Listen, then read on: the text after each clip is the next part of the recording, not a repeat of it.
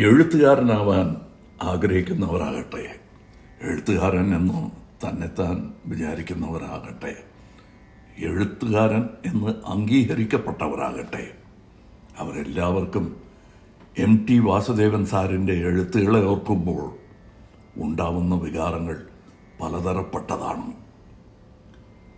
ബഹുമാനവും അസൂയയും ഭയവും സ്നേഹവും തോന്നും. 19 വയസ്സിൽ MTV സാറിൻ്റെ വിസ്തീർണം എനിക്ക് കന്യാകുമാരി ചിത്രം അഭിനയിക്കുമ്പോൾ മുഴുവൻ മനസ്സിലായില്ല. അതിനുശേഷം കുറച്ച് സമയം കഴിഞ്ഞ് MTV സാറിൻ്റെ നിർമാല്യം കാണാറുണ്ടായി. എനിക്ക് സിനിമയോടുള്ള പ്രേമം, മോഹം ഒരു ചെറിയ വിളക്കാണെങ്കിൽ അതിനെ അഗ്നികുണ്ഡമാക്കിയത് നിർമാല്യം ചിത്രമാണ്. എന്നെ സംബന്ധിച്ചിടത്തോളം സത്യജിത് റേ, ശ്യാം ബനഗൽ, MTV സാർ, ഗിരീഷ് കാർനാഡ് എല്ലാം വേറെ വേറെ രാജ്യത്തിൽ ജനിച്ചവരാണെങ്കിലും സഹോദരന്മാരാണ്.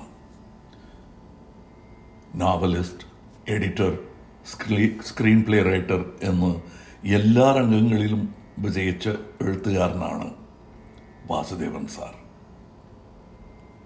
വിജയിച്ചത് അദ്ദേഹം മാത്രമല്ല, മലയാളികളും മലയാള എഴുത്തു ലോകവും സിനിമയുമാണ്.